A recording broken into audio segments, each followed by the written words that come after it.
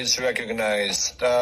For his interjections, Before that, on the same point of Senator Bam, may I just manifest that I have submitted, Presiding Officer, Mr. Senate President, written continuing objection to the ruling on the Presiding Officer dated 20 July 2026 on the subpoena. But according to the journal service, it will not be included in the journal. May I move that it be included in the records? In the records, whatever is more convenient for everyone.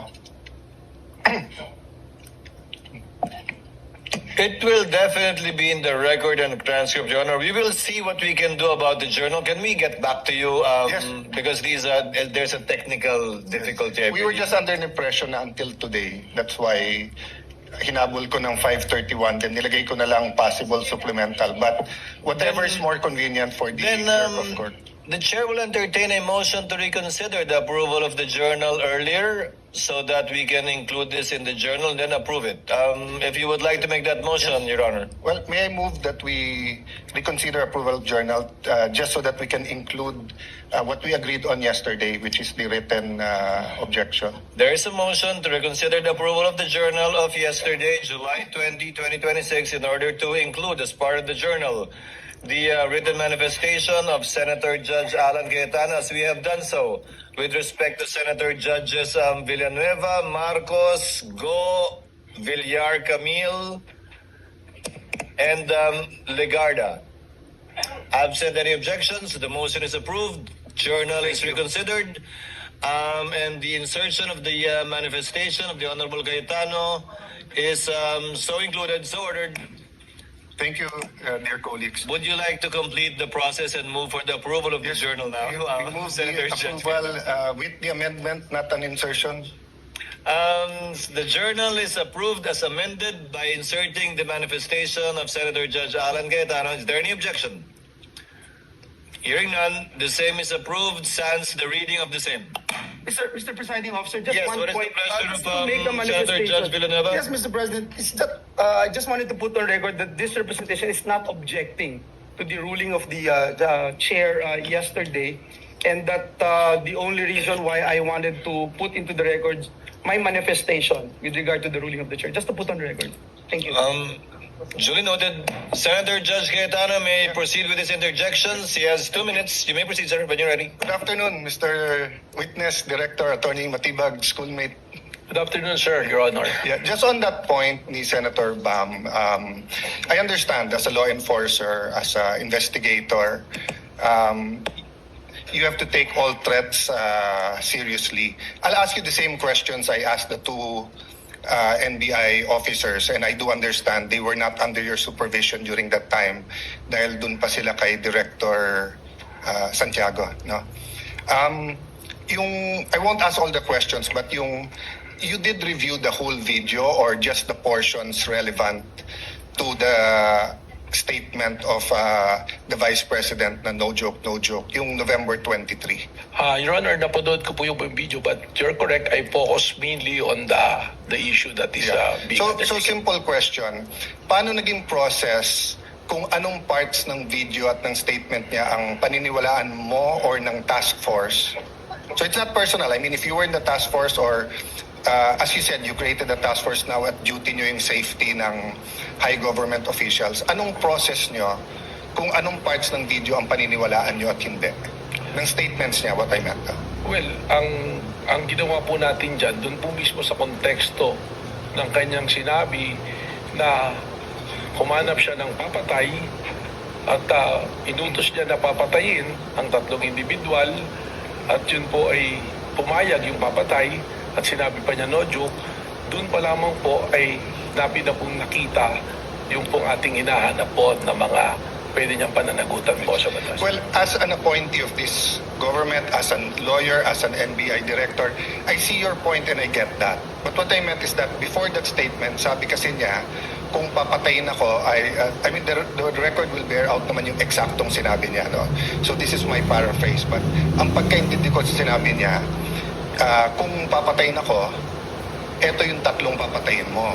And ang impression ko, pinagbibintangan niya yung 3 na may plot against her. So, yun ang tanong ko dun sa two previous NBI directors. If you're gonna believe that she contracted or talked to, may kausap, no? Siya, if you're gonna believe that may kausap siya at mapapatay yung tatlo, will you not believe the previous nung sinabi niyang kung ako naman ang papatayan? Hindi po ganoon, sapagkat ang tinignan na nga po natin ay yung kanyang mismong pagbabanta. At sa amin po, sa ngayon, yung aking pong task force na nag-iimbestiga, ay malinaw po nang tinitingnan ay kung ano na ang nangyari dahil doon sa pagbabanta. At sinasabi nga po namin, dahil po doon sa pagbabanta, ito po ay umabot na doon na po sa level na ang national security nataya na po, na kompromiso na. Sapagkat marami na pong lumalabas, tuloy-tuloy na pagbabanta. So doon na po natin ito tinitingnan. In the same video, she mentioned massive corruption. But wala pa dyan kasi yung mayab kayo speech at flood control investigation.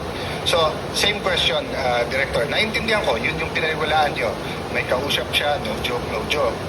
Pero ang question ko, paano yung proseso nyo or anong naging thinking nyo na etong papapatay yung presidente, pinaniniwalaan ko, pero etong siya ang papatayin, hindi ko paniniwalaan, at etong graft and corruption, hindi ko rin paniniwalaan. What's the process there?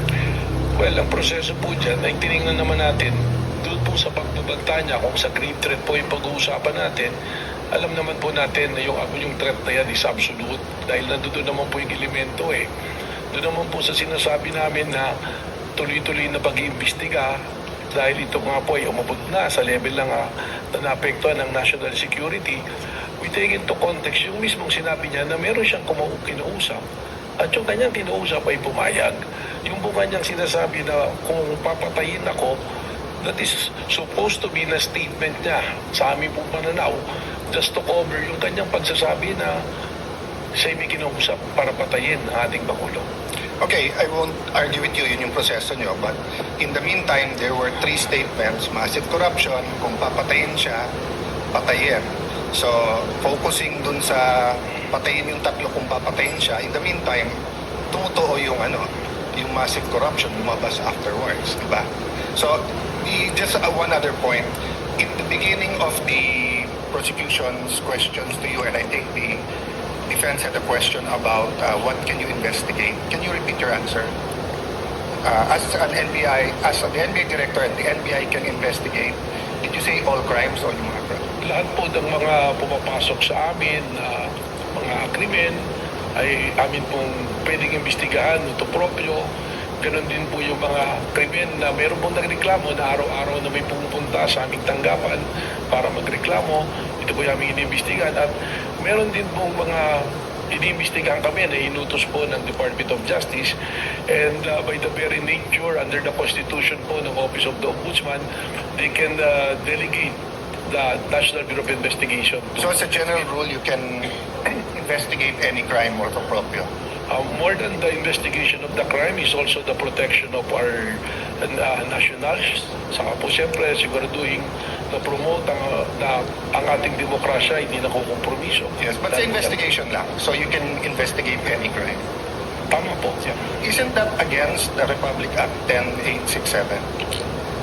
The statute that gives you power? The act reorganizing and modernizing the National Bureau of Investigation. Sabi dito sa inyong Section 4, the NBI shall have the following powers and functions.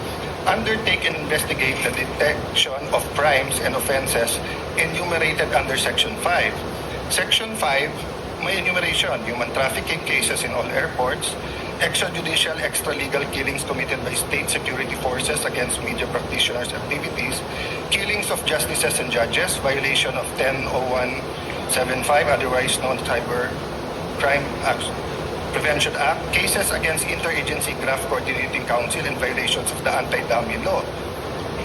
Tapos, cases involving threats, security assaults against persons of the President, Vice President, Senate President, Speaker of the House, Chief Justices. Walang congressman, senators, unlike judges lahat. Transnational crimes pursuant to existing international agreements, identification of dead victims in case of mass fatalities, incidents caused by natural disaster, and violation of commercial, economic, financial, white-collar crimes na kadyan in law. So, exclusive yung enumeration. Then, provided, however, if that the President or Secretary of Justice may direct the NBI to undertake investigation of any crime when public interest so requires. So, hindi ba limited ang pwede niyong imbestigahan except that ang DOJ at President ang pwede? Kindly wind up. Well, Witness may answer. Yes, yung pong ating listahan na yan, tama po, nandiyan dyan. Subalit, hindi naman po sinasabi na nalilimita dyan ang aming pong pag-iimbestiga.